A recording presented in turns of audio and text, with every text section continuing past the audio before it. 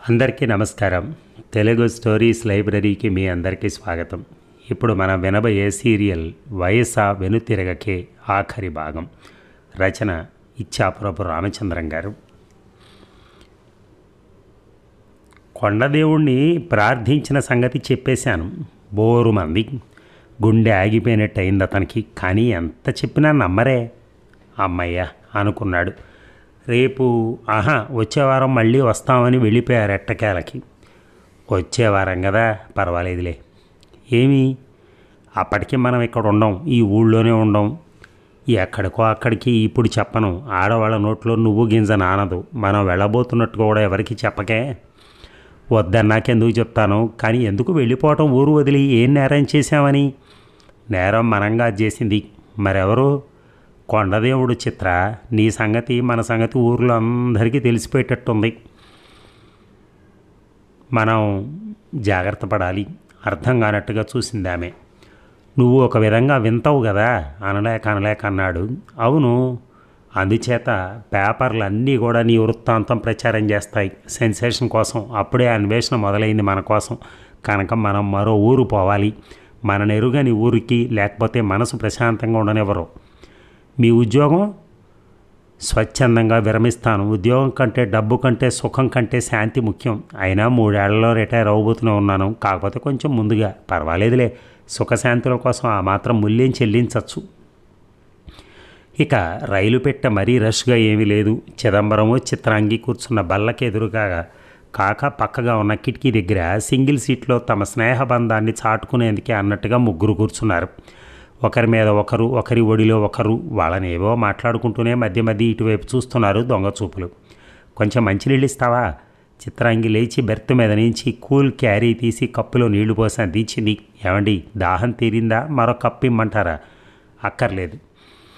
వారిని శ్రద్ధగా గమనిస్తున్న కుర్రాళ్ళు ముగ్గురులోనూ ఒకడు ఇక నిగ్రహించుకోలేనట్టుగా అడిగాడు. సందేహం లేదు, వాళ్ళు భార్యాభర్తలే. కాదు, మహా అయితే మామ కోళ్ళు అయి ఉంటారు అన్నాడు మరొకడు. తండ్రి కూతుళ్ళు ఎందుకు కాకూడదు అన్నాడు మూడోవాడు. బుర్ర తక్కువవాడా? ఆమె అతన్ని అండి అంటోంది. ఆ మాత్రం గ్రహించలేవు? అలా అయితే నీకు రేపు రీజనింగ్ పేపర్లో బండి చక్రమేగా, అనగా జీరయ్యోనో హీరో. అవునవును ఒప్పేసుకున్నాడు. ఆమె అతనికి కోడలు కాదు. ఇటులో చెప్పగలవు, నిరూపించుము. కోడలైతే అంత దగ్గరగా తగులుతూ కూర్చోదు. అది మొదటి అంశం. ఓ, రెండవది కూడా ఉందా? ఉందనేగా. కోడలే అయితే మంచినీళ్ళు అందించేటప్పుడు చేతగిలినా పర్వాలేదన్నట్టుగా అజాగ్రత్తగాను స్వేచ్ఛగాను అలా అందించదు. అవును సుమి. కనుక ఆమె ఆయన భార్య నిరూపించబడింది. తెలుగు మీడియంలో చదువుకున్న వాళ్ళలా ఉన్నారు. అదే నిజమైతే ఇంతకంటే అన్యాయం మరొకటి ఉండదు. ఆవేశపడ్డాడు మొదటి కుర్రాడు. ఇంకా అయితే గీతేలేమిటి? అదే నిజం. ఆమె అతని అర్థంగే. భావి భారత పౌరులం, నేటి యువకులం మన కళ్ళ ముందే ఇంత అన్యాయం జరుగుతుంటే సహించకూడదు. సహిస్తే మనం చవటలమే అవుతాం. సహించక మనం చేసేదే ఉంది. వాళ్ళకి మనకు సంబంధం ఏమిటి? సంబంధమా? అందరము భారతీయులం. దేశానికి ప్రతిజ్ఞ మర్చిపోయావా ముద్దుబిడ్డ? భారతీయులుగా భారతదేశంలో జరుగుతున్న అన్యాయాన్ని ఎదుర్కొనే హక్కు మనకుంది. మన సమాజంలోని చీడలను నాశనం చేసి ఆరోగ్యవంతమైన సమాజాన్ని నిర్మించవలసిన బాధ్యత మన మీద ఉన్నది. అయితే ఏం చేద్దాం? అటాక్ అంటూ లేచాడు అతను. అతని వెంట మిగిలిన ఇద్దరిని చిదంబరం సీటు వద్దకు వచ్చారు. తాతగారు కూర్చోండి ఆయన, దాని నుంచి చెబుదాం అనుకుంటూనే ఉన్నాను. అలా ఒక సీట్లో ముగ్గురు ఇరుకోగా కూర్చోపోతే ఇక్కడ ఖాళీగానే ఉంది కదా, ఇద్దరు వచ్చి కూర్చోకూడదా అని. అబ్బో మీకు చాలా విశాల హృదయం ఉందే. ఇందులో విశాల హృదయం ఏముంది? కన్సిడరేషన్, కన్వీనియన్స్, మానవత్వం. ఆ పదాలకు సరైన తెలుగు పదాలు స్ఫురించకనే ఆంగ్ల పదాలు వాడాడు తప్ప అతనికి ఆంగ్లం అంటే మోజేమీ లేదు. మీలో ఎదుటివారి పట్ల ఆలోచన, మానవత్వం. అదేమిటి బాబు అలా అంటారు? నేను మనిషిని కాను? మీరు చెప్పిన సుగుణాలే మీలో ఉంటే ఈమెకేమవుతారు? అడిగాడు ఇంకొకడు. భార్య. నిజంగా మీలో మానవత్వం, మంచితనం ఉంటే మీరు ఇలాంటి పని చేసేవారా? ఏం చేశాను? తెల్లబోయాడు. చిత్రాంగికి భయంగా ఉంది ఏం జరుగుతుందోనని. ఆమెకి ఏం అర్థం కావట్లా. వీళ్ళు కాలేజీ స్టూడెంట్లా ఉన్నారు. అంతా అల్లరి మోక, ఎంతకైనా తగుదురు. ప్రమాదమే వీళ్లతో. తమ మానాన తాముంటే వీళ్ళు ఎందుకు అనవసరంగా తమ విషయంలో జోక్యం కలగజేసుకుంటున్నారో. ఈ కాలం కుర్రాళ్ళకి పెద్దవాళ్ళంటే తేలిక భావం. వీళ్ళు ఏం చేయబోతున్నారో ఏమిటో. మీ వయసు ఒక 70 ఉంటుంది. అంత కాదులే బాబు, 55. మీ భార్య వయసు చిదంబరం ఇరుకును పడిపోయాడు. ఏ వయసు చెప్పటం, ఆమె పుట్టితో తేదీని బట్టి 49, కనిపించే రూపాన్ని బట్టి, ఆరోగ్యాన్ని బట్టి, కొండదేవరు చేసిన గారడిని బట్టి అయితే 25. ఏది చెప్పాలి? ఎప్పుడూ వచ్చే సందేహమే. ప్రాణ సంకటం, విషమ సంధి. 25 అనేశాడు. తలబద్దలు కొట్టుకుని ప్రయోజనం ఉండదని ఏదో ఒకటి చెప్పేయటం మేలని. కుర్రాళ్ళు, చదువుకునే కుర్రాళ్ళు అసలే కోతులు. వారికి ఏం చెప్పినా అర్థం చేసుకోలేరు. అనవసరం కూడా. తను విచిత్ర గాథని ఎందరికని చెప్తాడు? చెప్పినా నమ్ముతారా? మీరు చదువుకున్నారా? వీరేశలింగం, గురజాడ, కన్యాశుల్కం, వరవిక్రయం చదివారా? మరి మీ చదువే గంగలో కలిపారు. త్రుళ్ళిపడ్డారా అగౌరవానికి, అసభ్యతకి. 55 ఏళ్ల వాడికి 25 ఏళ్ల పెళ్ళామా? ద్వితీయమా, తృతీయమా, చతుర్థమా, పంచమమా? తమరు సింగరాజు లింగరాజు గారికి వారసుల? 25 ఏళ్ళేలా లేని ఈమెకి పండుతల ముసలాళ్ళు మీరు భర్త. బరకట్నం ఎంత వెర్రితలలు వేస్తున్నా, ఆడపిల్ల పెళ్ళి ఎంత సమస్య అవుతున్నా ఇంత ఘోరమా? 55 ఏళ్ల వాడికి 25 ఏళ్ల పెళ్ళామా? ఏం చేసుకుందామని? మీలాంటి వారి కోసమే కాబోలు అప్పు చేసి పెళ్లి చేసుకుని కూలిచ్చి కాపురం చేయించాడు అని. అర్థమైందా? అర్థం కాలేనట్టుంది తాతగారికి. నేను వివరిస్తాను వినండి. మీలాంటి ముసలోడు ఒకడు ఉండేవాడు. కాటికి కాళ్ళు చాచినా కళ్యాణ పేటెక్కాలని కోరిక. మగాడి కదా, ఏం చేసినా చెల్లుతుంది. కన్యాశుల్కం రోజులు కదా, ఆడపిల్లలు డబ్బుకు దొరికేస్తారు. అంగట్లో అన్ని పనులు చేస్తారు ఇంట్లో అందరూ. వాళ్ళు ఆడవాళ్ళు ఉంటే, ఓ భార్య ఉంటే అన్ని విధాలా అతి బాగు. అందుకని పెళ్లి చేసుకుందుకు అప్పు చేశాడు. అప్పు చేసి మరీ పెళ్లి చేసుకున్నాడు. పెళ్ళైతే చేసుకున్నాడు కానీ సంసారం చేయటం ఎలాగా? తాళి కట్టినంత సులభం కాదు కదా శోభనం పని. అందుకే అతను ఏం చేశాడంటే, మూడోవాడు పూర్తి చేశాడు. నాలాంటి యువకుండా ఒకటి బ్రతిమలాడాడు. బాబాబు నీకు పుణ్యం ఉంటుంది, నేను డబ్బిస్తాను, కాస్త నా తరపున ఆ శోభనం పని ఏదో చేసి పెట్టిరా వద్దు అని అడిగి గదిలోకి పంపేట తన తరపున. ఒక్కసారి ముగ్గురు గుర్రాళ్ళు పక్కన నవ్వారు. చిదంబరం మొహం వాడిపోయింది. చిత్రాంగికి చాలా బాధగానే ఉంది మనసులో. కానీ వాళ్ళు ఏం చేయగలరు? తమ తప్పేమీ లేదని చెప్పుకోగలరా? ఎవరు నమ్మని కథ అది. అంతగా మీకు పెళ్లి చేసుకోవాలనిపిస్తే, అంతగా ఒంటరిగా ఉండలేకపోతే గంతగా దొక్క బొంత ఏ ముసల్దాన్నో చేసుకోక ముక్కు పచ్చలారడి 25 వయసు లేని ఆడపిల్ల బతుకుని అన్యాయం, అధ్వానం చేసి వదులుతారా శాశ్వతంగా? ఇలాంటి పెళ్ళిళ్ళ వల్లే కదా ఇంటికొక వితంతువు, హృదయం, మానవత్వం, సంస్కారం, చదువు ఏ ఒక్కటి ఉన్నవారైనా చేసుకునేదేనే ఇలాంటి వయో తారతమ్య వివాహం. చిదంబరం తేలుకొట్టిన దొంగలా తల వంచుకున్నాడు. చిత్రాంగికి ఆయన పరిస్థితి మీద జాలి, కళ్ళల్లోకి నీళ్లు ఊరేశాయి ఒక కుమ్మడి. ఆమె భరించలేకపోయింది. చూడండి, మీకు నిజానిజాలు తెలియవు, అయినా అవన్నీ అనవసరం. మా మధ్య మీరెందుకు కల్పించుకుంటారు? ఆలు మగల మధ్య అనవసరంగా తలదోర్చకూడదని, పిలవని పేరంటానికి రాకూడదని తెలియదా? కుర్రాళ్ళు కుర్రాళ్ళలా ఉండాలి అంటూ ఆమె ఎదుర్కొనేసరికి వాళ్ళు కంగు తిన్నారు. మేము మీకోసమే, అంటే మీ మీద జాలి సానుభూతితోనే. అవేమీ నాకు అక్కర్లేదు. నేను మిమ్మల్ని అడిగానా? చూడండి, నేను వారు హాయిగా ఉన్నాం. మా మధ్య సమస్యలు లేవు, అసంతృప్తి లేదు. కనుక మమ్మల్ని మా మానానికి వదిలేసి మీ దేశ సేవ, సంఘ సేవ అవసరమైన వారికి అందజేయండి. వెళ్ళండి. ఉగ్ర ఖాళీ అయింది చిత్రాంగి. అంతలో ఏదో స్టేషన్ రావటం, బండి ఆగటం, వాళ్ళు రైలు దిగి వెళ్ళిపోవటం జరిగిపోయాయి. నన్ను క్షమించరు. కన్నీళ్లతో చిదంబరం వైపు చూసింది చిత్రాంగి. విషణ్ణ వదనంతో ఆమెను చూశాడతను. నువ్వేం చేసావని? అంతా నా మూలనేగా జరిగింది. నువ్వు వారిని నా మీద కుసికొలపలేదే. నువ్వొట్టి నిమిత్త మాత్రురాలివి. నిజానికి నువ్వు నన్ను రక్షించావు. వారి సోలాల లాంటి మాటల బారినిచ్చి నేను నీకు కృతజ్ఞత చెప్పాలి అన్నాడు నిర్వేదంగా. అలాంటి మాటల్ని నన్ను అని మరింత చంపకండి నన్ను. ఏడ్చేసింది ఆమె ఉద్విగ్నతను ఆపుకోలేని అసహాయతతో వాపోయి. నీకు తెలుసు నాకెప్పుడు అటువంటి ఉద్దేశం ఉండదని. అంతలో కాఫీ కాఫీ కుర్రాడి అరుపులు. చిదంబరం వాడిని పిలిచి స్ట్రాంగ్గా, ఒకటి పంచదార తక్కువ, మరొకటి పంచదార ఎక్కువ. అలాగే కదూ చిత్ర? ఆమె వైపు చూశాడు. అవును అందామె సిగ్గుతూ. తను కాఫీ తీయగా తాగుతుంది. అతను సిగ్గుపడ్డాడు. తనకు షుగర్ ఉందేమో అని అనుమానం, మరి అందుకు జాగ్రత్త. అలాగే అలాగే అంటూ కుర్రాడు అందించినవి వేడిగా ఉన్న నీళ్లు మాత్రమే, వాటిలో కాఫీ పొడి లేదు. పాడే లేకపోతే ఇంకా స్ట్రాంగ్ ఏమిటి, లైట్ ఏమిటి? పంచదార విషయం అంతే. ఆ కాఫీ తాగిన బాధితుడు ఎవరో, ఏ రైల్వే కాఫీ చరిత్ర చూసినా ఏమున్నది గర్వకారణం, ప్యాసింజర్ చరిత్ర సమస్తం రైల్వే పీడిత పరాయణత్వం అంటూ వాపోతున్నాడు వెనక వరుసలోంచి. చిత్ర మెల్లగా పిలిచాడు చిదంబరం. అటు ఇటు ఎవరూ లేరని ముఖ్యమైన విషయం మాట్లాడబోతున్నట్టుగా కాఫీ బాగలేదు, పరమచండాలంగా ఉంది కదూ.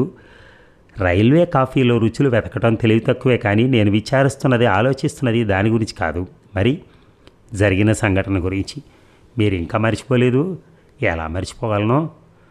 అది అతి సహజంగానూ న్యాయంగానూ ఉందా? ఆ కుర్రాళ్ళు పడిన ఆవేదన, అన్న మాటలు ధర్మమే, యుక్తాలే, సమంజసాలే. ఏడిశారు, కోపం అణుచుకోలేకపోయింది చిత్ర. మిమ్మల్ని కాదు, వాళ్ళు చాలా తెలివిహీనులు. మనం అనవసరంగా కాదు, నిజానికి వాళ్ళు మనకు మేలే చేశారు. ఏమిటి మీరు అంటోంది? మనం ఇన్నాళ్ళు గుర్తించలేకపోయింది, గుడ్డిగా ఉన్నది వాళ్ళు మన కళ్ళు తెరిపించి చూపించారు. ముందు ముందు మనం ఎలాంటి ఇబ్బందికర సన్నివేశాల్లో చిక్కుకోవచ్చో సూచించారు. అందుకు మనం వాళ్ళ కృతజ్ఞతలే చెప్పుకోవాలి. మీ మాటలు నాకేం అర్థం కావట్లేదు. అర్థం ఎలా చెప్తాను? నేను సిగరెట్ కాల్చుకునేదా? ఆమెను పరిశీలిస్తున్నట్టుగా అన్నాడు. చిత్రాంగికి సిగరెట్కి బద్ధశత్రుత్వం. పెళ్ళైన కొన్నేళ్ల వరకు ఆమెను ముద్దు పెట్టుకోవాలన్నా, దగ్గరకు తీసుకోవాలన్నా కనీసం 1 గంట ముందు నుంచి సిగరెట్ కాల్చడం మానాలి. నోరు కడుక్కుని లవంగమో యాలకో వేసుకోవాలి. అలా అయినా తన అలవాటు పోలేదు. యుద్ధానికి మధ్య విరామమే శాంతి అన్నట్టుగా ముద్దులు కౌగిలింతల మధ్య విరామంలో కాల్చుకునేవాడు. కొన్ని అలవాట్లు ఒకంతట పోవు, చెడ్డ అలవాట్లు. తమాషాగా ఆమె 5-6 ఏళ్లలో సిగరెట్ వాసనకి, పొగకి అలవాటు పడిపోయింది. తినగా వేము తీయనవును అన్నట్టు సిగరెట్ కంపెనీ ఇంపుగా చేసుకున్నట్టుంది. 25 ఏళ్ల వయసులో ఆమెకు సిగరెట్ పడదు. ఇప్పుడు అది ఆమె ఏకంగా 25 ఏళ్ల వయసు. రెండో కోణంలో 49. ఇందులో ఏది నిజమో తెలుసుకునేందుకే అన్నట్టు అలా అడిగాడు. అవతలకెళ్ళి కాల్చుకుని నోరు కడుక్కుని లవంగం నవిలిరండి అంది. సందేహం లేదు, ఆమె అన్ని విధాలా 25 ఏళ్లదే. ఆమె జీవితం అన్ని విధాలుగా వెనక్కే వెళ్తోంది. అతను అవతలకు వెళ్ళి సిగరెట్ పూర్తి చేసుకుని లవంగా నవ్వులుతుంటే మళ్ళీ గతం గుర్తొచ్చింది. అప్పుడు అంతే, అలాగే ఇప్పుడైతే మరీ కష్టంగా ఉండేది. పెళ్ళైన కొత్త ఏమో తరచుగా ఆమెను ముద్దు పెట్టుకోవాలని, కౌగిలించుకోవాలని తాతహ. అందుకు సిగరెట్ ఏమో ఆటంకం. దాన్ని తొలగించుకునేందుకు సిగరెట్ కాల్చినా వాసన రాకుండా ఉండేందుకు ఉపాయాల అన్వేషణ, తమలపాకులు, సుగంధ ద్రవ్యాలు, చివరికి డాక్టర్ని కూడా అడగటం వరకు. ఏం చేస్తాడు? బలహీనత. అటు శ్రీమతికి దూరంగా ఉండలేడు, ఇటు సిగరెట్కి దూరంగా ఉండలేడు. ఇద్దరి అతివల మధ్య ఎరకాటం లాంటిది ఆ అవస్థ. అతను తిరిగి సీట్లోకి వచ్చేటప్పటికి, మీరు ఎక్కువసేపు నిటారుగా కూర్చోలేరని అంటూ కిటికీ పక్క దిండ అంచి నడుము వాల్చేందుకు కొంచెం అనుకూలంగా వేసిన అమెరికను చూపింది. అతను సౌకర్యంగా కూర్చున్నాడు. చెప్పండి అందామె. మనం భార్యాభర్తలం అనే అంశం మనకైతే అలవాటైపోయింది, కానీ ఒక విధమైన శాపగ్రస్తులం మనం. నీ 37వ సంవత్సరం నుంచి నీ వయసు ఏమో వెనక్కి వెళ్తోంది. నా వయసు మాత్రం సహజంగా, ప్రకృతి సిద్ధంగానూ కాలానుగుణంగా ముందుకు వెళ్తోంది. అందువల్ల ఇప్పుడు నీ వయసేమో 25, నా వయసేమో 55. అంటే మన మధ్య వయోభేదం 30 ఏళ్ళు. కాదు, అడ్డు తగిలింది ఆమె. అలా ఎందుకు అవుతుంది? మన పెళ్ళికి మీరు నాకంటే 6 ఏళ్లేగా పెద్ద. ఇప్పుడు 6 ఏళ్లే ఉండాలి తేడా. బాధగా జాలిగా నిట్టూర్చాడు ఆయన. మామూలుగాను అందరిలాగాను అయితే అంతే, కానీ ఆ కొండదేవుడు మనకి చిత్రమైన శాపమో వరమో తెలియని ఇచ్చాడు కదా. దాన్ని బట్టి నీ వయసు వెనక్కి నడుస్తుందా? 12 ఏళ్ల నుంచి నీ వయసు తగ్గుతూ నేటికి 25కి వచ్చింది. మామూలుగా అయితే 49కి వచ్చి ఉండేది. ఇప్పుడైతే 6 ఏళ్లే ఉండేది మన మధ్య తేడా. అప్పుడు సరేలే, ఎన్నిసార్లని ఆ గతం తవ్వుకుంటాం. వాస్తవం గ్రహించి, అంగీకరించి, దాంతో రాజీ పడి అనుకూలంగా నడుచుకోవటమే వివేకం. నీకు 25, నాకు 55. ఈ వయసులో తండ్రి కూతుళ్ళకో, మామగారు కోడళ్లకో తప్ప భార్యాభర్తలకు వర్తించేవి కావు. అలా వర్తింపచేయబట్టి కుర్రాళ్ళు మన మీద దాడి. 55 ఏళ్ల మగాడు, 25 ఏళ్ల స్త్రీ భార్యాభర్తలు అంటే ఆ కథ ఏం బాగుండదు ప్రపంచానికి. ఆ కుర్రాళ్ళు రుజువు చేసింది అదే, మనకెంత చేదుగా ఉన్నా. అయితే ఏం చేద్దామంటారు? నువ్వు బాధపడకూడదు నేను చెప్పేదానికి. అంత బాధ కలిగిస్తుందేమో అనేది చెప్పటం ఎందుకు? తప్పదు గనక. ఒకసారి పడిన వ్యధ మళ్ళీ మళ్ళీ పడకుండా జాగ్రత్త తీసుకోవటం వివేకం గనక. చెప్పండి అయితే, ఇక నుంచి మనం ప్రపంచానికి భార్యాభర్తలం కావటం మానేద్దాం అంటే త్రుళ్ళిపడింది చిత్రాంగి. నేను అంటున్నది ప్రపంచం గురించి. ఇక నుంచి మన మధ్య 2 రకాల సంబంధాలు ఉంటాయి. మన ఇద్దరి మధ్య భార్యాభర్తల సంబంధం, పైవారి ముందు తండ్రి కూతుళ్ళ అనుబంధం. ఎంత నీచం, ఎంత అసహ్యం, ఎంత ఆత్మవంచన! మీకు ఎలా వచ్చిందండి ఆ నోరు? అతను విషాదంగా నవ్వాడు. నాకు నోరు ఎలా వచ్చిందంటే, ఎంత చేదుగా ఉన్నా నిజాన్ని అర్థం చేసుకున్నాను గనక, వాస్తవాన్ని ఆకళింపు చేసుకోగలిగాను గనక. మనకి విచిత్ర జీవితాలు. లోకాతీతపు బతుకులు. అందుచేత మనం లోకాతీతంగా ఉండడానికి ప్రయత్నించకపోతే ఎన్నెన్ని సమస్యలు వస్తాయో. భార్యాభర్తలమైన మనని తండ్రి కూతుళ్ళుగా చెప్పుకోవటం నాకు మాత్రం తేలిక, సరదానా? కానీ తప్పదు. ఇవాళ కాకపోతే రేపైనా అదే అనివార్యం. రైలు పరిగెడుతూనే ఉంది. 55 ఏళ్ల పురుషుడికి 25 ఏళ్ల స్త్రీ భార్య అంటే అసాధారణంగా అవ్వచ్చు, కానీ అసంభవం కాదు కదా. కొందరు మగవాళ్ళు అలాగే తమకంటే చాలా చిన్నవారిని చేసుకుంటూనే ఉన్నారు పరిస్థితుల కొద్దీ. అందుకే వారు కథలవుతూ వ్యధను అనుభవిస్తున్నారు కూడా. చూడు చిత్ర, ఇవాళకైతే మన మధ్య 30 ఏళ్ల అంతరమే. ఏడాది గడుస్తుంటే ఆ అంతరం 2 ఏళ్ల చొప్పున పెరుగుతోంది. సంవత్సరానికి 2 సంవత్సరాలు వెనక్కి వెళ్తున్నాం. ఎందుకంటే నా వయసు ఒకే దాడిగా పెరుగుతూ ఉంటే నీదేమో తరుగుతూ ఉంది. ఆమెకు ఆలోచించే శక్తి నశించిపోయేంత భయం వేసింది. మెదడు శూన్యమైపోయింది. పోనీ మావా కోడలని చెప్పుకుంటే రాజీకి దిగినట్టు మరో మార్గం సూచిస్తున్నట్టు అంది విధి లేనట్టుగా ఆమె. అలాగా చెప్పుకోవచ్చు తాత్కాలికంగా. కానీ ఎవరైనా కోడల్ని మీ దగ్గర అట్టే పెట్టుకున్నారే, వాళ్ళ ఆయన దగ్గరికి పంపక మీ కొడుకు ఎక్కడ ఉన్నాడు, ఏం చేస్తున్నాడు అంటూ ఆరాలు తీస్తారు. మనిషి సంఘజీవి కావడంతో సౌకర్యాలు ఎన్నుంటాయో అసౌకర్యాలు కూడా అన్నీ ఉంటాయి. మరో మనిషి పట్ల కుతూహలం ఒక్కొక్కప్పుడు మంచి పని చేస్తుందో, మరొకప్పుడు అంతే బాధపడుతుంది. సరే మరి నిజమే. కానీ తండ్రి కూతుళ్ళవన్నా మీ అమ్మాయికి పెళ్లి చేయలేదే, అత్తారింటికి పంపలేదే అని అడగరా చుట్టుపక్కల వాళ్ళు? రోజులను బట్టి ఈ ప్రశ్నలు ఎదుర్కోవటం కొంత సంభవమే. తగిన వరుడు లభించలేదనో, వరకట్నాల బాధలని, అమ్మాయి ఉద్యోగంలో చేరాక కానీ పెళ్లి చేసుకొని ఉంటుందని నప్పేటట్టు చెప్పి తప్పించుకోవచ్చు. కాలాన్ని బట్టి నమ్ముతారు కూడా. కోడల్ని కాపురానికి వెళ్ళనీయకుండా తమ సేవల కోసం దగ్గరుంచేసుకున్నాడు స్వార్థపరుడైన మామ పాత్ర కన్నా అమ్మాయికి పెళ్లి చేయలేకపోతున్న తండ్రి పాత్ర నటించడమే నాకు తేలిక. కొంతమేర ఆ పాత్రలో అయితే జీవించగలనని ఆశ. పాత్ర నటన, అవును అదే నిజం. దురదృష్టమే. కానీ మనకి సహజమైన జీవితాలు ఎక్కడ మిగిలాయి? పాత్రలే. నటించవలసిందే. మన నొసట అలాగే రాసిపెట్టున్నప్పుడు మనం ఏం చేయగలం? మానవులం. నిట్టూర్చాడు. మీరు మరీ వేదాంత అయిపోతున్నారు, జాలిపడింది ఆమె. అతను నవ్వాడు. నీ మాటలకు నాకు ఒకటి గుర్తొస్తుంది. ఎక్కడో చదివింది. 40 ఏళ్ల వరకు ప్రతివాడు కమ్యూనిస్టే, తర్వాత ఎవరూ కారు. మనిషి జీవితంలో ఎదురయ్యే అనుభవాలు అతని మనస్సుని మలుచుతాయి. నీ వయసు అయితే 25 కానీ నాది 55. వేదాంతం వయసు కదా. మర్చిపోనట్టుగా చూశాడు. ఆమె ఏమనటానికి కూడా భయపడుతున్నట్టుగా మౌనంగా తల ఊపింది. భార్యాభర్తలైన తమకు తామే తండ్రి కూతుళ్ళవని చాటుకోవాలా? మెడలో మంగళసూత్రం కట్టిన మనిషిని నాన్న అని ప్రకటించాలా? ఏమిటి పరీక్ష? ఏమిటి వింత? ఏ పాపానికి శిక్ష? నరకం, చిత్రహింస. ఒక తెలివి తక్కువ కోరికకి ఆడదని, అజ్ఞానని, అమాయకురాలని కూడా చూడకుండా ఇంత కఠినంగా శిక్షిస్తున్నాడా దయామయుడని చెప్పుకోబడే ఆ భగవంతుడు? దేవుడా, నీకు ఇది న్యాయమా? కొన్ని సమస్యలకైతే వాయిదాలు పరిష్కారం కాగలవేమో, కానీ కొన్ని సమస్యలు మాత్రం సత్వర పరిష్కారాలే శ్రేయస్కరం హెచ్చరిస్తున్నట్టున్నాడు చిదంబరం. అంటే మనం రైలు దియ్యలోగా ఓ నిర్ణయానికి రాకపోతే కొత్త ఊళ్ళో మళ్ళీ ఇలాంటి కఠిన పరీక్షలే కాసు కూర్చుంటాయి మన కోసం ఎదురు చూస్తూ. అది నీకు బాధే. ఎంతకని, ఎన్నిసార్లని, ఎంతమందికని ఎదుర్కొంటావు నన్ను పరిస్థితి నుంచి బయటపడేయడానికి?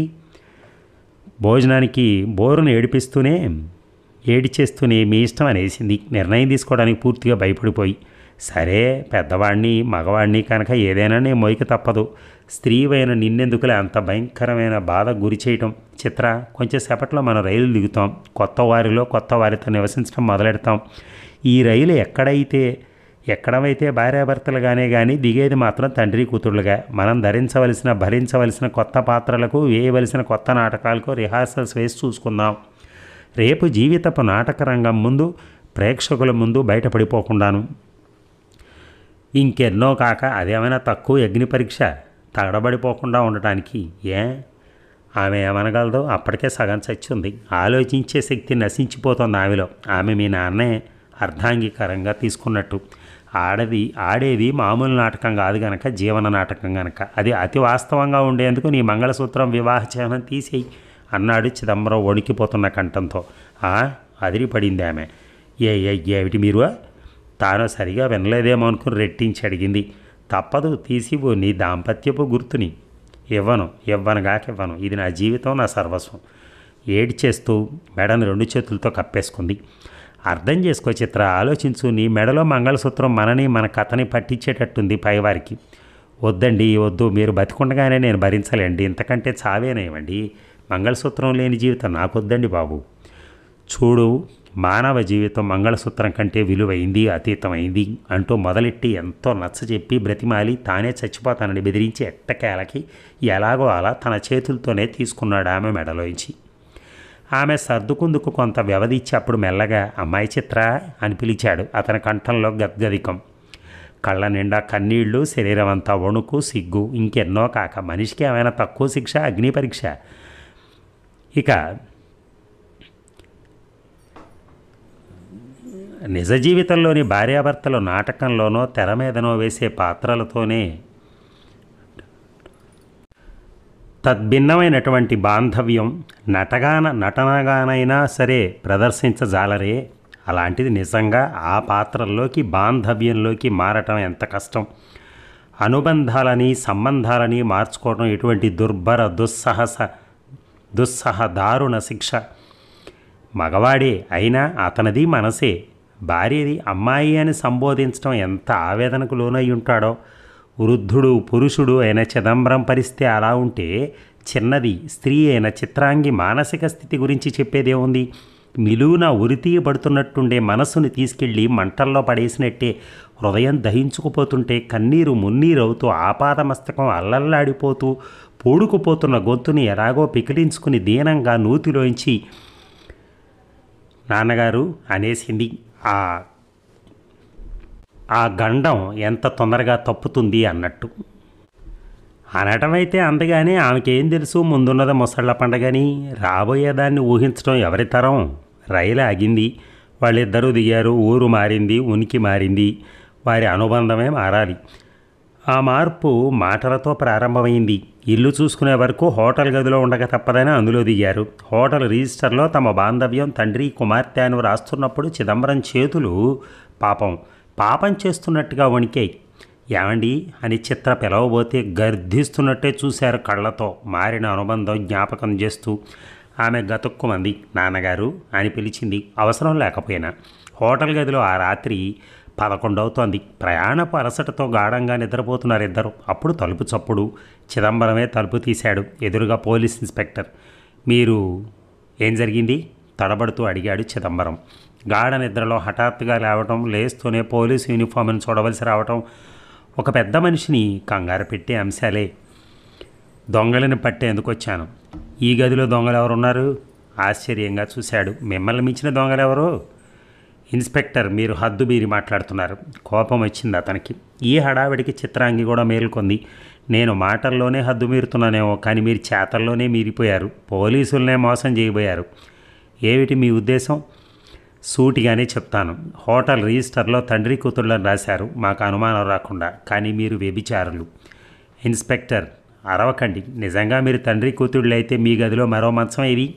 సూటిగాను వ్యంగ్యంగాను అడిగాడు. అప్పుడు తెలిసొచ్చింది తను చేసిన పొరపాటు. డబుల్ రూమ్ లేదంటే సింగిల్ రూమ్ అయినా సరే అన్నాడు. అప్పుడు విశ్రాంతి తొందరలో పడుకునేటప్పుడు తనకే చిత్రకి గారు కొత్త సంబంధం మర్చిపోయి ఒక మంచం మీద పడుకుండిపోయారు. అందుచేత ఇన్స్పెక్టర్ అలా భావించడానికి ఆస్కారం కలిగింది. వ్యభిచారులం కాము సార్, నిజంగా నమ్మండి. విధి లేక గొణిగాడు. మేం భార్యాభర్తలమే. మరెందుకు అలా రాశారు? ఆమె మెడలో మంగళసూత్రం లేదే. చిదంబరం వద్ద ఆ ప్రశ్నకు జవాబు లేదు. రంకు నేర్చనమ్మంట బొంకు నేర్వదా? పెద్ద వయసులో కూడా బుద్ధి గడ్డి తింటమే. ముసలాడికి పడుచు పిల్ల మోజే. ప్లీజ్ ఇన్స్పెక్టర్, నేను తప్పే చేశాను. మాటలతో హింసించక మరేదైనా శిక్ష విధించండి.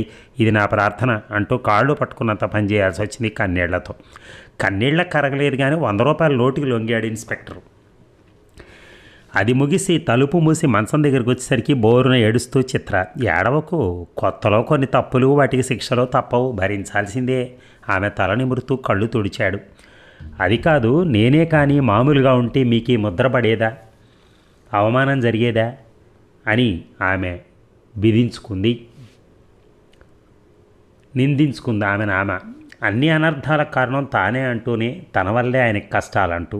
నిజమే, నువ్వు మామూలు మనిషిగానే ఉంటే నీకు ఈ పాటికి 49 ఏళ్ళు ఉండేవి. మనం వ్యభిచారులుగా అనుమానించగా భార్యాభర్తలుగానే అంగీకరించి పెద్దవాళ్ళు నిద్రాభంగం కలిగించినందుకు మన్నించండి అని మరీ వెళ్ళిపోయేవారు ఇన్స్పెక్టర్. కానీ ఇప్పుడు అవన్నీ అనుకునే లాభం, అలా జరగవు కదా. మనం ఎంత కోరుకున్నా పడుకో, జీవితాన్ని తేలిగ్గా తీసుకునేందుకు శ్రాయశక్తులా ప్రయత్నిద్దాం. రేపే ఎక్కడో ఒక ఇల్లు చూస్తాను. అప్పుడు ఇలాంటి సమస్యలు రాకపోవచ్చు అందామె. మరి ఎలాంటి సమస్యలు వస్తాయో అనుకున్నాడు తన మనసులో. జీవితం అంటే సరదా, సంబరం, సంతోషం అనుకునే చిదంబరం జీవితం అంటే సమస్యలుగా తప్ప మరొకటి అనుకోలేని స్థితికి వచ్చాడంటే కారణం అతనికి ఎదురైన అనుభవాలే. ఆ అనుభవాలన్నిటికీ, ఆ చేదు అంతటికీ మూల కారణం చిత్రాంగే. కానీ అతనికి ఆమె మీద కొంచెమైనా కోపం లేదు సరిగా, ఎంతో జాలి ఆమె మీద. తెలిసి తెలియక చేసిన చిన్న పొరపాటుకి ఎంతో శిక్ష అనుభవిస్తున్న ఆమె మీద కరుణ, జాలి కాక కోపము, కాఠిన్యం ఎలా వస్తాయి మనసున్న మనిషికి? అయినా ఆమె నేరానికి కారణం తనే. భర్త సీతాకోచురికలాగా తుమ్మెల జాతి మగవాడని, అతను చిన్న వయసు గల పరాయి స్త్రీల పట్ల అవుతున్నాడేమోనని అమాయకంగా భ్రమపడి తన వయసును వెనక్కి మళ్ళించమని దేవుణ్ణి కోరింది.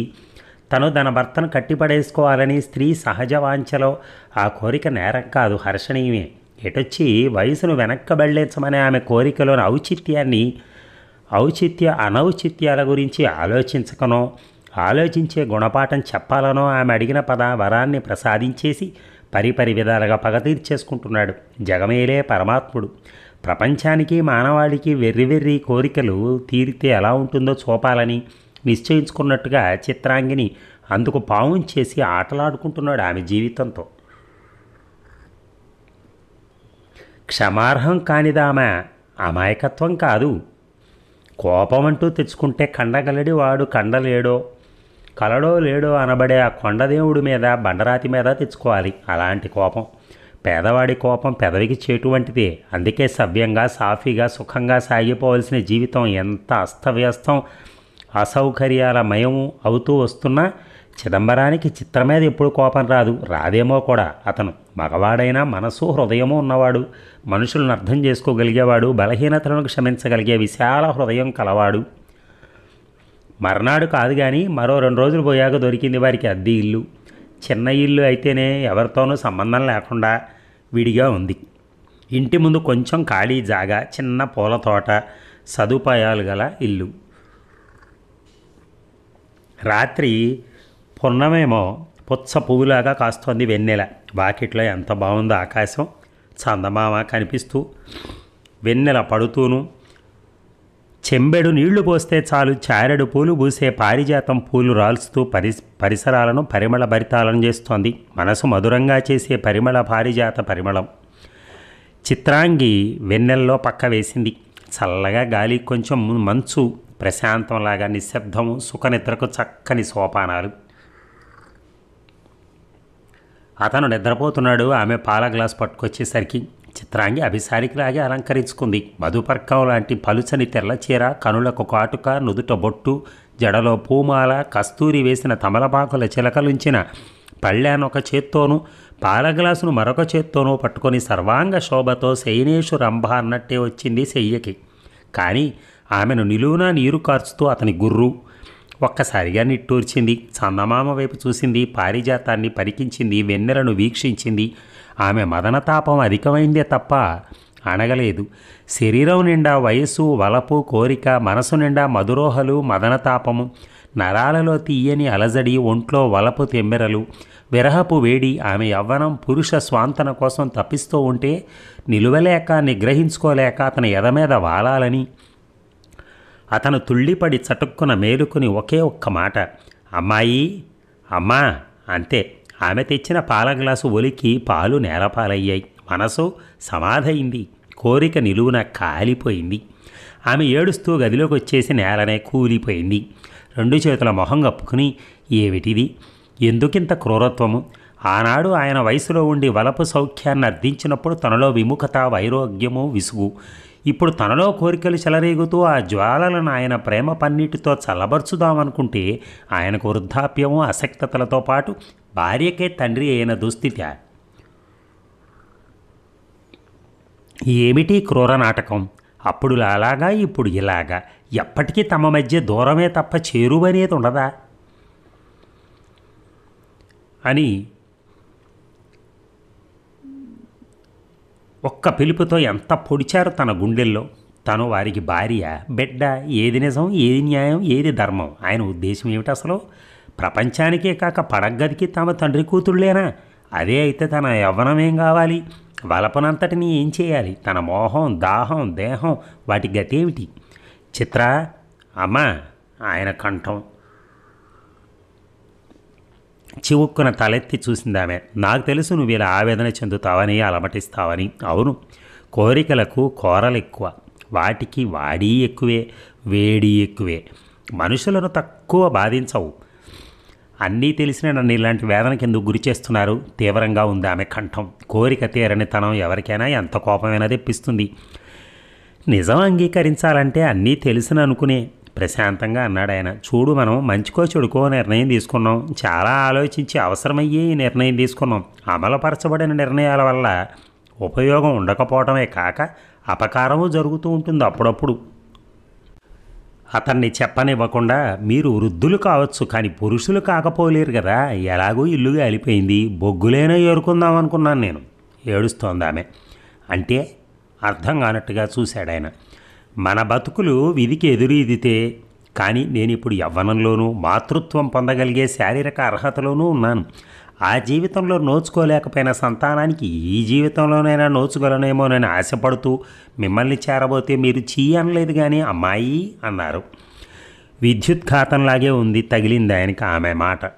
స్త్రీ, నిట్టూర్చాడాయన దీర్ఘంగా. సంతానం కోసం ఎంత తపన స్త్రీకి!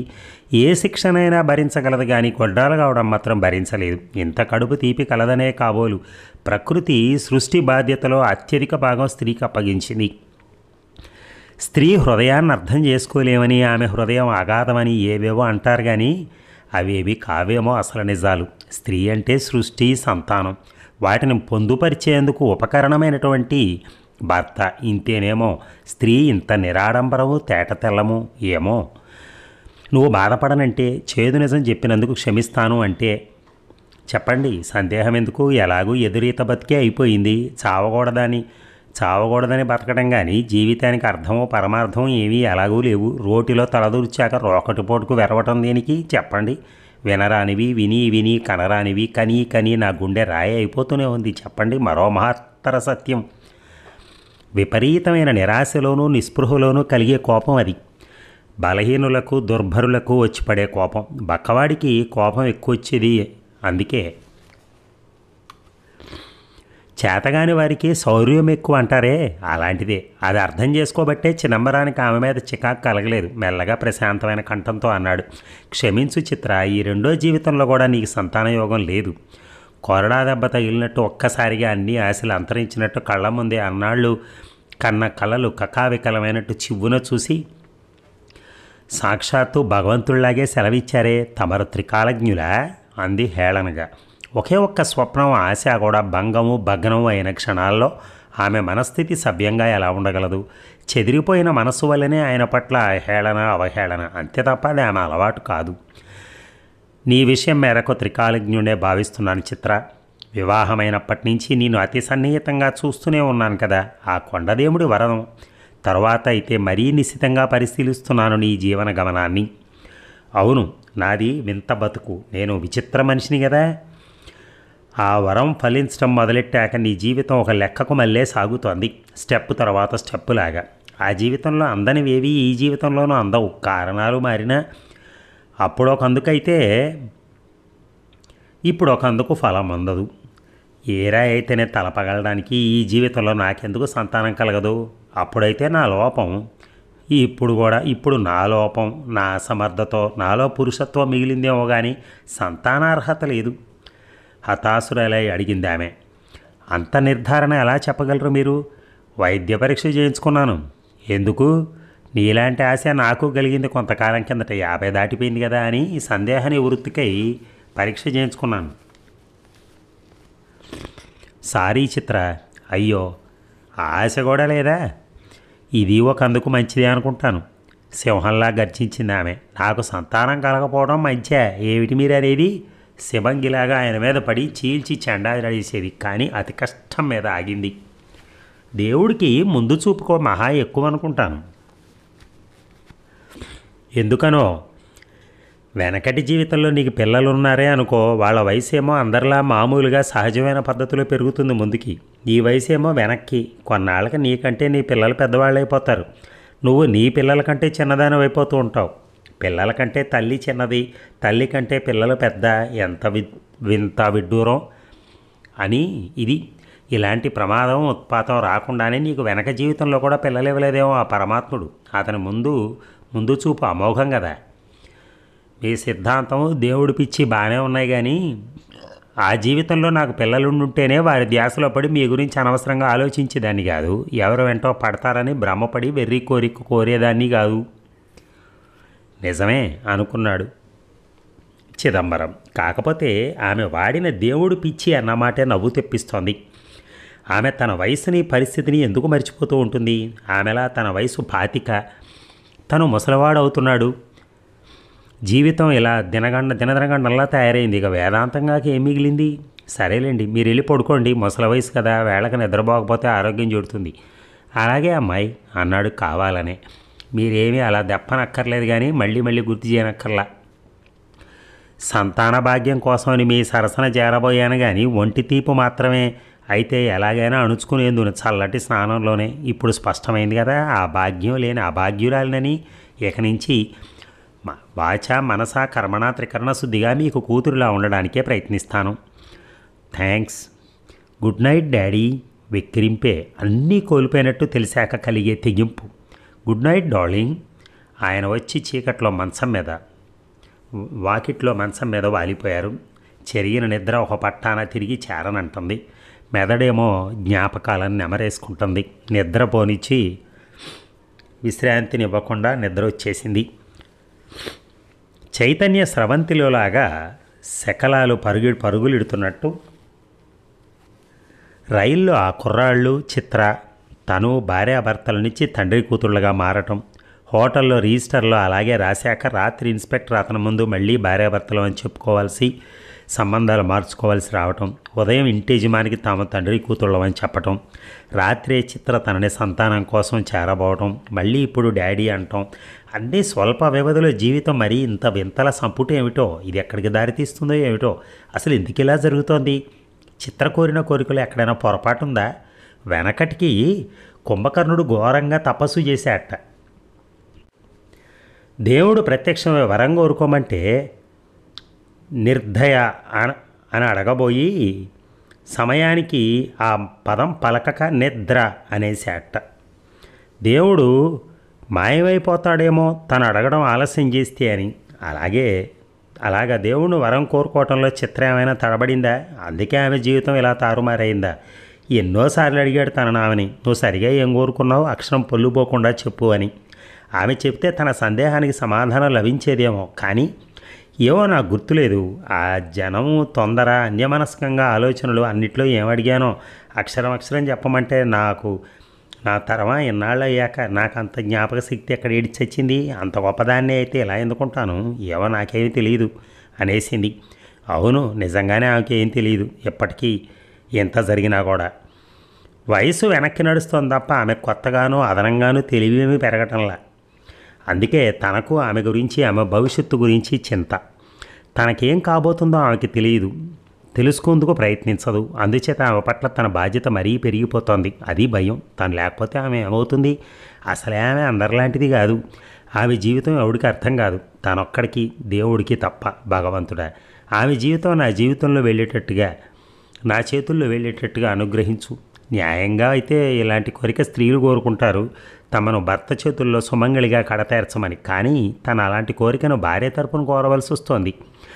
కోరిక అదే అయినప్పుడు భార్యాభర్తల్లో ఎవరైతే ఈ కోరికను కూడా వక్రంగా భావించకు దేవుడా. ఏమిటో చిత్ర జీవితం చూశాక నిన్నేమైనా కోరటానికి భయం వేస్తోంది. ఏ మాటకేం పెడార్థాలు తీసి మనుషులతో ఎలా ఆడుకుంటావు అని ఆలోచనలు సాగుతూ ఉండగానే తెలియకుండానే నిద్ర పట్టేసింది. ఇక చిత్రాంగం చూస్తూ హఠాత్తుగా నోరు జారినట్టు అన్నాడు చిదంబరం మర్నాడు. నువ్వు మళ్ళీ పెళ్లి చేసుకోకూడదో? చివ్వున తలెత్తి చూసింది కాటేయబోయే నాగుపాములాగా. అది కాదు, నీ జీవితం ఏమిటో ముందే తెలిసిపోయింది. నువ్వు వయసులో వెనక్కి నడుచుకుంటూ వెళ్ళగలిగేది మరో 25 ఏళ్ళే. నీకు ఖచ్చితంగా 25 ఏళ్ల జీవితం ఉంది ఎదుట. ఎందుకు వృధా చేసుకోవాలి? నేనా వృద్ధాప్యంలో ఉన్నాను, నువ్వేమో పరువాల 25లో ఉన్నావు. అదీగాక నేను ఇప్పుడు నీకు ఎలాగో తండ్రినే. నా మాట వింటానంటే వరుణ్ణి వెతికి కన్యాదానం చేస్తాను, కావాలంటే అతనికి కట్నం ఇస్తాను. ఈ పండుటాకు ఎండుటాకు మరో 25 ఏళ్ళు రాలిపోకుండా ఉంటుందో ఉండదో.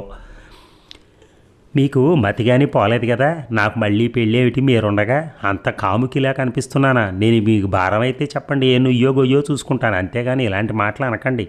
మీరు చెప్పినట్లు ఎవరినో కట్టుకున్నానే అనుకోండి, పోలీ పోలీ నీ భోగం ఎన్నాళ్లే అంటే అప్ప అత్తారింటి వాళ్ళు వెళ్ళేవరకే అన్నట్టు 25 నుంచి 18 ఏళ్ళ దిగడానికి 7 ఏళ్ళు పడుతుంది. అతనికి భార్యగా ఉండగలిగేది 7 ఏళ్ళే. ఆ తర్వాత అందరూ మీలాగా మంచివారు, నన్ను నెత్తికెక్కించుకునేవారు, కంటికి రెప్పలా కాపాడుకునేవారు ఉండరు. అతని సుఖానికి పనికిరాని చిన్నపిల్లని అయిపోయేసరికి వాడు నన్ను గెంతేస్తాడు. అయినా అతగాడు అందరిలా పెరగకుండా తరిగే నా వయసును చూసి ఏ దెయ్యమో భూతం అనుకుని అరిచి గోల చేసి నా బతుకు బజార్న పెట్టడో. అవును సుమి, 6-7 ఏళ్ళైనా సుఖపడతావేమో అనే కానీ ఆ తర్వాత ఏమిటో ఆలోచించలేదు నేను అన్నట్టు పశ్చాత్తాపడుతున్నట్టుగా ప్రచారం, సందడి, న్యూసెన్స్ అవేమీ పనికిరావు తనకు మళ్ళీనే. ఊరు వదిలి రావడానికి అది పెద్ద కారణం అదే కదా. మరొకటి, మరి నాకిప్పుడు మీరు నమ్మగలిగితే ఒకే ఒక్క కోరిక మిగిలింది. ఏమిటి? మీ చేతుల్లో సుమంగళిగా పోవాలి. దృఢంగా ఉంది ఆమె కంఠం. ఆడ కోరిక. జాలిగా నవ్వుకున్నాడు. నా చేతుల్లో అది ఉంటే అలాగే. ఏ ఊరైనా ఒకటే, ఏ ఊరి వారైనా ఒకటే. చిదంబరం ఎంత ఎవరితోనో సంబంధం పెట్టుకుంటూ ఉందామన్నా పెద్దవారు ఈ పురాణం చెప్పండి అనో, అనుభవజ్ఞులను అడిగి చూడమన్నారు అంటూనో చుట్టుపక్కల వారు వచ్చేవారు. పసిపిల్లలని కొత్త వాళ్ళని కూడా ముద్దు చేసినట్టే ముందు పండు ముదుసలులందరూ చనువుగా పలకరిస్తారు. పరిచయాలు పెరిగాక ఆరాలు, అమ్మాయి పెళ్లి చేయరే, వాళ్ళ అమ్మగారు పోయారా పాపం, ఈ వయసులో మీకు ఒంటరితనం, సానుభూతి కొరకుండానే కురిపించడం. చిత్రాంగి ముందే ఆ మాటలు గతుక్కుమనేది ఆమె. తను చచ్చిపోయిందా? అదే నిజమేమో. తనది జీవచ్చపు వింత బతుకే కదా. ఇంతకంటే చావే చాలా విధాలనయం. ఆయన ముసలవుతుంటే తను చిన్నది కావటం, ఎన్నెన్ని బాధలు సమస్యలు ఇలాంటి బతుకులో. ఎవరినో నమ్మించడానికని ఆమె టైపుకు వెళ్ళటం, పుస్తకాలు పట్టుకోవడం, చదువుకుంటుందని నోరు జారాక దాన్ని కప్పిపుచ్చుకుందుకు పాటలు. 60 ఏట అగ్నిగుండం అని నాకు ఇప్పుడు చదువేమిటి అని ఆమె విసుగు. 60 కాదు 20 ఆయన గుర్తు చేయటం. నటన నటన నటన నటనే బతుకైపోయింది. మీ అమ్మాయి సంగతి మహాచిత్రంగా ఉందే తాతగారు. ఏమి? ఆమె ముందరికంటే ఇప్పుడే చిన్నదిగా, వయసు తగినట్టుగా. చిత్రాంగి కదా ఆమె నామధేయం. నవ్వేసిన మీలాంటి మంచివాళ్ళ వాతావరణం కనుక ఆరోగ్యం కుదిరి అంటూ నమ్మబలికిన చిదంబరానికి తెలిసిపోయింది తను మళ్ళీ మకాం మార్చవలసిన సమయం అగత్యం సమీపించేశాయని. ఇంకా ఎక్కడుంటే తాము పట్టుబడిపోవటం ఖాయం. ఎవరికీ తెలియకుండా ఒకానొక రాత్రి దొంగలా పారిపోవటం ఊరు నుంచి. పర్వాలేదు, ఈ ఊరు మంచిదే. 6 ఏళ్ళు భరించింది. 6 ఏళ్ల పాటు తమ గుట్టు రట్టవ్వకుండా కడుపులో దాచుకుంది. మళ్ళీ మరో ఊరు. ఇంకా ఎన్ని మజిలీలు చేయాలో ఈ శాపగ్రస్త జీవితంలో. ఇక రైల్లో చూడు చిత్ర, కొత్త ఊరిలో నువ్వు నా మనవరాలివి అన్నాడు చిదంబరం. అదే నా వయసు 60, నీది 20. అమ్మాయి అన్న నమ్మకపోరు కానీ మనవరాలంటే మరింత అతుకుతుందేమో అని. కానీ మా అమ్మా నాన్నలు ఏమయ్యారని అడిగితే ఏం కాదు చెప్తారు. నిజమేలే, మరి కొన్నాళ్ళు పోయాక వరుస మారుద్దాం. ఈసారి ఊరు పల్లెటూరులో ఉండి చూద్దాం. నాకు పల్లెలంటే సరదా. చిదంబరం భారంగా నవ్వాడు. ఎక్కడ స్థిరంగా ఉండలేకుండా ఊర్లు మార్చుకుంటూ ఏమిటిది దేవుడా, నువ్వు ఇంత దయాహీనుడువా? పల్లెటూరు ప్రశాంతత, ఊరి అంచునని ఏరు, ఊరి నడుమ కోవెల, నీళ్లు కలవని పాలు, నిర్మలమైన నీళ్లు, కల్మషం లేని మనసులు, కల్తీ లేని మనుషులు, తాజా కూరగాయలు, రాజా లాంటి బతుకు. ఊళ్ళో దిగిన మొదటి రోజే ఒక్కసారే అబద్ధం కథ. ఆవిడ పెద్ద వయసులో కాన్పు. అమ్మాయిని కంటానికి తను కడతేరింది. అంచేత మా అమ్మాయికి అమ్మా నాన్న నేనే. అయ్యో పాపం, దేవుడొకప్పుడు మరీ కఠినంగా ఉంటాడు. ఆ అమ్మాయికి పెళ్లి చేసేయండి మంచివాడిని చూసి. మీరు అల్లుడి దగ్గర ఉండొచ్చు. అమ్మాయికి 19 ఏళ్ళైనా ఉండవో. ఏ పరి అలా కనిపిస్తుందే కానీ 15. 4-5 ఏళ్ళు నిశ్చింతగా గడిచాయి. పల్లెటూళ్ళు అంతే, ఒక్కసారి ఆప్యాయంగా తమలోకి తీసుకోవాలే కానీ మరి ఆ డోకా ఉండదు ఇంకా. చిదంబరం చదువుకున్నవాడని, పెద్దవాడని గౌరవం, విగ్రహం కూడా స్ఫురద్రూపి గనక చూడగానే చెయ్యెత్తి నమస్కరించబుద్దేస్తోంది ఎదుటివారికి. వద్దన్నా వెనక పని మనిషి వచ్చి అంట్లు తోమి వెళ్తుంది. చాకలు వచ్చి బట్టలు పట్టుకెళ్ళి ఉతుక్కొస్తుంది. అన్నిటికీ వారు కోరేది ఒక మంచి మాట, ఒక ప్రతిఫలమే చాలంటారు. ఊరంతా గుసగుసలు. ఆ అమ్మాయి ఏమిటి ఇక్కడికి వచ్చినప్పటికడి నుంచి చిన్న కనపడుతుంది? భ్రమేమోలే. మరో ఏడాది పల్లె బగ్గుమంది. 10 మంది ఇంటి మీదకి వచ్చారు. తాతగారు అంటూ వచ్చాడు చిదంబరం లోపల నుంచి. మా పల్లె పవిత్రంగా ఉంటూ వచ్చింది. ఇప్పుడు ఏమైంది మీ పల్లెకి? మీరు మీ అమ్మాయి వచ్చి పాడు చేశారు. ఆగ్రహం. ఏమిటంటున్నారు? అనేదేముంది, స్పష్టంగా కనిపిస్తుంటే మీ అమ్మాయి ఎవరితోనో తిరిగి కడుపు తెచ్చుకుంది. అది అలాంటిది కాదే. ఎలాంటిదో సాకలదానికి తెలుసు. ఒకటా రెండా కాదు, 3 నెలల నుంచి మైల బట్టలు పడలేదంట. దాని అర్థం ఏమిటి? అనర్థం జరిగిందనేగా నిలదీశారు. అయ్యో అందుక, ఆమెకేదో ఆడవాళ్ల జబ్బు. నేడో రేపో పట్టణం తీసుకెళ్ళా డాక్టర్ చూపిస్తాను, అంతేగా నాకు తప్పు చేయదు, నిప్పు అని వారిని పంపించి తలుపు వేసేసరికి ఏడుస్తూ చిత్ర, ఏమిటది? ఆడపిల్ల శరీర ధర్మం. ఆడపిల్లలందరూ సాధారణంగా 14కి 15కి పుష్పవతులైతే నాకేమో ఋతుచక్రం ఆగిపోయింది. ఈ శాపనార్థ జీవితం వెనక్కి కదా నడిచేది. అందుచేత ఇన్నాళ్ళు నెలమైల పడిన దాన్ని 15 కాని ఆ వయసు దిగేసరికి అర్థమైందే తనకి. ప్రకృతి కూడా తమను పరీక్షల పాలే చేస్తోంది. నిట్టూర్చాడు. ఆ రాత్రి వారు వెళ్ళిపోయారు. పట్నం అని పరీక్షకని చెప్పారు కానీ మరన్నడూ తిరిగి రాలేదు అక్కడికి. వారి జీవితాలే అలా నిర్దేశించబడ్డాయి. ఒకసారి వదిలిన ఊరు మరొకసారి రాలేని విధంగా. మళ్ళీ రైలు. ఇదేనా చివరి మజిలీ అయితే బాగుండు అన్నాడు చిదంబరం. నాకు విసిగేస్తోంది తిరుగుడుతో. తప్పదు మరి. నిజంగా మీ ఓపిక దయ మెచ్చుకోదగ్గవి. దయేమిటి? ఎవరి మీద? నా మీదే. అదేమిటి? నాలాంటి అస్తవ్యస్తపు అడ్డదిడ్డపు ఆడదాంతో. నువ్వు నా అర్ధాంగివి. నువ్వంటే ప్రేమ అనురాగం. నిన్నెందుకు వదులుతాను? దయగాదు, బాధ్యత అనకూడదు. భార్యాభర్తల బంధం, అనుబంధం, అనురాగం, ప్రేమ. మీరు మామూలు కాదండి, మగ పతివ్రతలు. ఏమిటి? సతీవ్రతులు అంటారు, పతివ్రతలు అనరు. అదే పతివ్రతలు ఉండే దేశంలో సతీవ్రతులు ఉండడంలో అబ్బురం ఏమిటి అని ఏదో హఠాత్తుగా గుర్తుకొచ్చినట్టు. ఈ మజిలీలోనూ నా మనవరాలివి అన్నాడు. ఆమె నిట్టూర్చింది. అలాగే, నాకు ఈ సందర్భంలో ఆ పద్యం గుర్తుకొస్తోంది. ఏమిటది? నీవే తల్లివి తండ్రివి, నీవే నా పతియు గతియు. విచిత్రంగా ఇది మనకు అక్షరాలా అన్వయిస్తుంది. ఎలాగంటే, మీరు నా భర్త, తర్వాత తల్లి తండ్రి అయ్యారు, ఇప్పుడేమో తాత కాబోతున్నారు. కొత్త ఊళ్ళో మీరెప్పుడు నాకు గురువు దైవమే. నేనెంత అదృష్టవంతురాలని. కానీ మీకు నా మీద ఇంత ప్రేమ అనురాగమని, నన్ను వదిలి మరొకరిని మీ జీవితంలో హృదయంలోకి స్వీకరించరని మొద్దుమొహాన్ని ఆనాడే గ్రహించగలిగి ఉంటే దేవుణ్ణి ఇలాగ పిచ్చికోరి కోరేదాన్ని గాను, నాతో పాటు మిమ్మల్ని ఇలా యాతన పెట్టేదాన్ని కాదు. గతజల సేతుబంధనం ప్రయోజన శూన్యం. కానీ చిత్ర, నీ శరీరంలో లాగా మనసుకు కూడా చిన్నతనం వస్తుందా? ఈ సందేహం ఎందుకు వస్తుంది అంటే, ఒక్కొక్కప్పుడు నువ్వు వయసుకు తగినట్టు మాట్లాడుతూ ఉంటావు, అందుకని. ఏమీ అనుకోవద్దన్నట్టుగా చూశాడు ఆమె వైపు. అది నాకు అర్థం కాదు. శరీరంలో వచ్చినంత ఖచ్చితంగా మనసులోనూ మెదడులోనూ మార్పులు రాలేదనుకుంటాను. ఒక్కొక్కప్పుడు గజిబిజి అయిపోతూ ఉంటుంది మెదడు. పాత వాసనలు కొంత మేరకు మిగిలిపోయాయేమో మనసులో. కావచ్చు, శరీరానికి మనసుకి ఆ తేడా ఉంటుందేమోలే. వదిలి. ఆడపిల్లలు 10-15 ఏళ్ల మధ్య మరీ త్వరగా ఎదిగిపోతారు, మార్పు చెందుతారు. 10 ఏళ్లప్పుడు చూసిన పిల్లను 15 ఏళ్లప్పుడు చూస్తే పోల్చుకోవటం కష్టమే అవుతుంది. శారీరక వికాసం, బట్టల్లో మార్పు, అలాంటి కారణాలు. ఆ ఊళ్ళో దిగేటప్పటికీ చిత్రాంగి చీర కట్టుకునేది. ఆ చీర మరి ఎబ్బెట్టుగాను అనిపించేదిగా చూసేవారికి. కొంచెం లావు ఆమె. కానీ 1 ఏడాది వెనక్కి వెళ్ళేసరికి ఆ మిషన్లో కాలం వెనక్కి నడుస్తుండగా ఆమె శరీరం బాగా తగ్గిపోయి చీర కట్టుకుంటే బుట్టబొమ్మలా కనిపించడం మొదలెట్టింది. ఎవరూ చెప్పకుండా చిదంబరమే సూచించాడు. చిత్ర, ఆడపిల్లకి 10-15 మధ్య ఎదుగుదల ఎక్కువ. నీది అటునుంచి ఇటు శరీరం కనుక 15 నుంచి 10 మధ్య తరుగుదల తక్కువ కనుక, తరుగుదలే ఎక్కువ నీకు కనుక చీరలు మాని లంగాలు ఓణీలు వేసుకుంటే సహజంగా కనిపిస్తావు అని. నివ్వెరపోయిందామె. నవ్వే వచ్చినంత బాధలోనూ.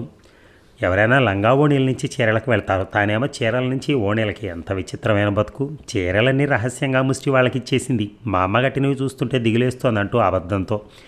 లంగా ఓణీలోకి మారటం అదోలాగా అయిపోయింది. లంగా నుంచి చీరకు మారటం సహజంగా అనిపిస్తుంది కానీ చీర తర్వాత లంగా అంటే చిరాకే. సుమారు 40 ఏళ్ల పాటు కట్టిన చీర. సారీ, గుడ్ బై ఏడ్చుకుంది ఏకాంతంలో. ఆ వేళ ఆశ్చర్యంగా అడిగారు చిదంబరం. చిత్రాన్ని వంటేమిటి రోజు రోజుకి దిగనాసిపోతుంది? వయసుతో పాటే వంటేమో. 13 ఏళ్ల పిల్ల ఇంతకంటే చక్కగా ఎలా చేయగలదో? ఇంకా నయమే, ఆ వయసుకే మా అమ్మ ఆ పాటి నేర్పింది కనుక ఈ పాటైనా చేస్తున్నాను. నిజమే అనుకున్నారు ఉడికి ఉడకని మెతుకులను ఎలాగో తింటూ. ఆమెలో కొత్త కొత్త సమస్యలు వస్తున్నాయి. సందు దొరికితే చాలు పక్కిళ్ళకి వెళ్తుంది, పిల్లలతో ఆటలాడుతుంది, పిలిస్తే తప్ప ఇంటికి రాదు, పనులు చెప్పి చేయించుకోవాల్సి వస్తుంది. 10 ఏళ్ల పిల్ల మరోలా ఎలా ప్రవర్తిస్తుంది? సరిపెట్టుకున్నాడు అప్పటికి. మరో ఏడాది పక్కింటి ఆయన వచ్చి, తాతగారు, నాకు మా పిల్ల ఒకటి, మీ మనవరాలు ఒకటి కాదు, ఇద్దరిది ఈడొకటే. కానీ ఇక్కడికి వచ్చినప్పటికీ ఇప్పటికీ మీ పిల్ల కృంగిపోయింది, ముడుచుకుపోతున్నట్టుగా, కృషించిపోతున్నట్టుగా. జబ్బేమో, కాస్త డాక్టర్ను చూపించండి. ఇలా అయితే పిల్ల ఇకనేమి ఈడేరుతుంది? పెద్దవారు గమనించి ఉండరని చెబుదామని వచ్చాను, అన్యదా భావించకండి. ఆయనకు అర్థమైపోయింది. మళ్ళీ మరో మజిలీ చూసుకోవాలి. ఇక్కడ 5 ఏళ్ళు కాపాడబడింది. చిత్ర విచిత్రం. ఇంకా ఉంటే బయటపడిపోతుంది. అప్పుడు ఆమెకు 14, ఇప్పుడు 9. కొట్టొచ్చినట్టు కనపడతాయి మార్పులు. కనుక మకామెత్తేక తప్పదు. భలే భలే మనం ఊరెళ్తున్నాం అన్నమాట. అరవకు వారించాడు. తాత అలిగింది. బ్రతిమాలి దగ్గరికి తీసుకోబోయాడు. చి నీ దగ్గర ముసలి వాసన. త్రుళ్ళి పట్టాడు వృద్ధుడు. ఆయనకు దృష్టి మందగిచ్చింది. అతనికి వయసు 70 దాటింది. మరి అయినా కొత్త ఊరు చేసేముందే. చిత్రకు గౌన్లు లాగులు కొన్నాడు. లంగాలు ఓణీలు అనాథ శరణాలయానికి ఇచ్చేశాడు. గౌనులు ఎంచుకోవడానికి ఎంత అల్లరి చేసిందని అయినా భరించారు సహనంగా. చిన్నపిల్ల అల్లరిగాకే ఏం చేస్తుంది. ఇప్పుడిప్పుడు ఆమె పాత వాసనలు మర్చిపోయినట్టే వయసుకు తగ్గట్టే ఉంటుంది. అంటే ఆమె మెదడు కూడా బాల్యానికి దిగిపోతుందన్నమాట. తన లెక్క ప్రకారం అయితే ఆమె జీవితం మరో 5-7 ఏళ్ళు అంతే. 37 ఏటి నుంచి వెనక్కి మరల్చడం ప్రారంభించింది. వయసు 30 ఏళ్ళు అయింది కనుక 7 ఏళ్లే బతుకుతుందేమో ఇంకా. కానీ మృత్యు మనిషి లెక్కలకు అందుతుందా? అసలు మనుషుల వయసు లెక్కింపులోనే సందేహాస్పదమైన అంశం లేదు. శిశువు ప్రసవించిన నాటిని జన్మతేదీగా తీసుకుంటారు వయసు లెక్కించడానికి. కానీ నిజంగా జన్మ అనేది మాతృగర్భంలో, అంటే ప్రసవించడానికి ముందు సుమారు 9 నెలల కిందటే. ఆ లెక్కన జనన తేదీ తప్పు కాదు. మనుషుల వయసుల లెక్కలు తప్పు కావు. మాతృగర్భంలో ఎన్నాళ్ళుంది తెలియక సౌలభ్యం కోసం ప్రసవ తేదీనే జనవ తేదీగా తీసుకుంటారు. మరి చిత్ర మరణం దేని మీద ఆధారపడి ఉంటుందో? అమంగళం ప్రతిహతమవుగాక. తనకి బుద్ధి జ్ఞానం ఉన్నాయా అసలు? వయసు వలన వివేకము మతి చెలించడం లేదు కదా. లేకపోతే తీరి కూర్చుని సావు గురించి ఆలోచించడం లెక్కలేయటం ఏమిటి? అది తన చావు గురించి కాదు, చిన్నపిల్ల చావు గురించి. కథ మళ్ళీ మామూలే. ఆ మజిలీలో 4-5 ఏళ్ళు మళ్ళీ మరో ఊరు. ఈసారి ఆయన 3 ఏళ్ల పాప చిత్రతో తిప్పలు పడాల్సి వచ్చింది. ఆయనేమో నడుము వంగి అడుగు తీసి అడుగేయటమే గగనమైన వృద్ధుడు. చిత్ర ఏమో చెంగున ఉన్న చోట నిలవకుండా ఊరికి అటు ఇటు పరిగెట్టే గంతులేసే 3 ఏళ్ల చిన్నారి ముద్దుల పాప. ఆయనకు పట్టతరమా అవని. ఈ ఊళ్ళో మాత్రం అదృష్టం కలిసి వచ్చిందా? దేవుడు ఆయన పెట్టిన పాటలు చాలని జారిపడ్డాడో ఏమిటో. ఒక మోగ ఆవిడ మధ్య వయస్కురాలు పని మనిషిగా కుదిరింది. ఓపిక మంతురాలు. వంట నుంచి పెంట వరకు ఇంటి పనంతా చేస్తుంది. బజారు చేస్తుంది. 70 ఏళ్ల వయసు, క్షీణించిన శరీరం, తగ్గిపోయిన ఓపిక. ఆయనకిప్పుడు విసుగు కోపం వచ్చేసినాయి. అంతవరకు ఉండే శాంతము సహనాల స్థానంలో వృద్ధాప్యం లక్షణం. అచ్చి పెళ్ళి బుచ్చి పీకల మీదకి వచ్చిందన్నట్టు నీ నరం కాదు కానీ, నీ వరం కాదు కానీ నా పాలిట శాపమైంది కదే చిత్ర. ముసలి కాలంలో నాకు సేవలు చేయవలసిన దానివి నువ్వే. నా చేత సకల చాకరీలు చేయించుకుంటున్నావు. శబాషే పెళ్ళామా. నీ కంటి ముందు నాకే చావొస్తే నేను సుఖపడిపోదును కదే. పీడలా చుట్టుకున్నావే నా పీకకి. నాకు సుఖము శాంతి లేకుండా చేసేసావే అంటూ యుక్తాయుక్తాలు మరిచిపోయి పసిపిల్లని తిట్టుకుంటూ ఉంటాడు. అలాగే ఏనార్థం గడిచింది. ఆయన ఒంట్లో ఏమాత్రం ఓపిక లేకపోతోంది. లాగు మాత్రం వేసుకునే చిత్ర అడుగులు తప్పటడుగులు వేస్తూ ఉండుండి పడి గొల్లును ఏడుస్తోంది దెబ్బ తగిలించుకుని. పని మనిషి పసిపిల్లనే చూసుకుంటుందా, పనులే చేసుకుంటుందా? దాని కళ్ళ నిండా ఆశ్చర్యమే చిత్రం చూస్తూ. ఆ భావాలు చదవగలడు చిదంబరం. ఏమిటి పిల్ల ఈ ఇంటికి వచ్చేసరికి పరిగెత్తేది, ఇప్పుడేమో తప్పటడుగులు వేస్తుంది. అప్పుడే అంతుండేది, ఇప్పుడేమో ఇంతే ఉంది. అప్పటి మాటలు ఇప్పుడు లేవు. ఏమిటిదిలాగా? అది ఆమె ఆశ్చర్యం. ఆయన వైపు చూస్తోంది కళ్ళ నిండా ఆశ్చర్యము అనుమానాలు నింపుకొని.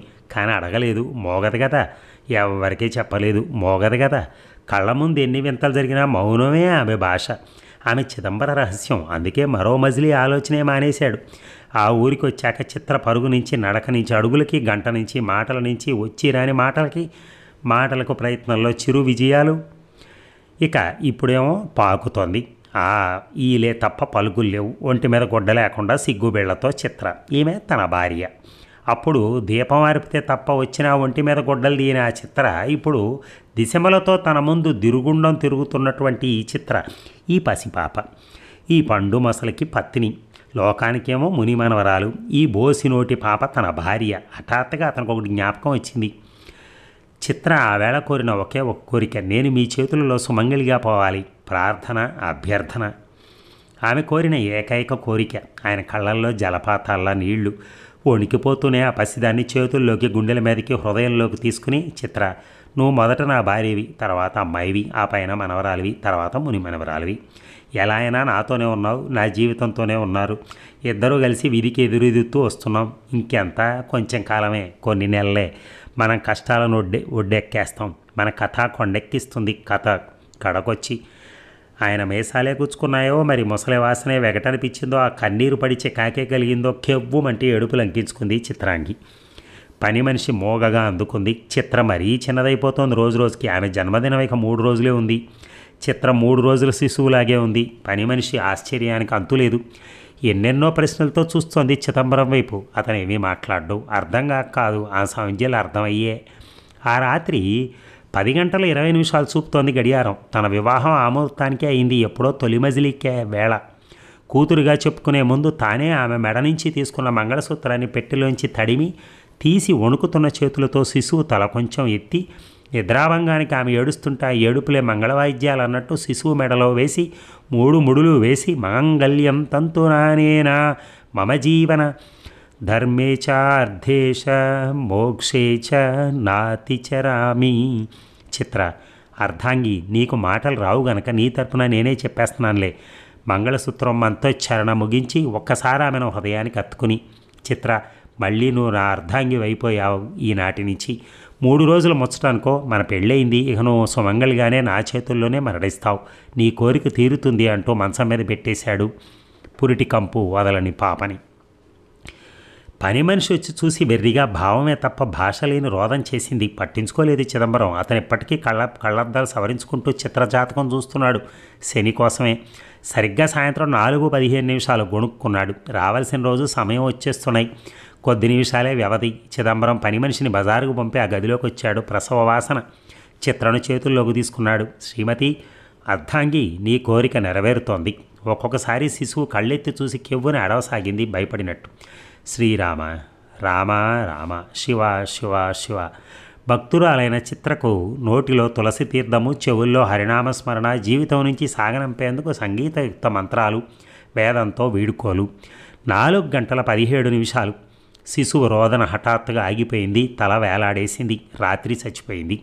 బావురుమన్నాడాయన. బోరుమని ఏడ్చాడు. గుండెలు అవిసేలా ఏడ్చాడు. తన అర్ధాంగి అనురాగం, ప్రేమ, జీవితం సర్వస్వం ఇక లేదు, రాదు. మృత శిశువుకు ముద్దులు పెట్టుకుంటూ తన కన్నీటితోనే శవస్నానం చేయిస్తూ ఆయన అలాగే ఉన్న ఫలానే కూలిపోయాడు.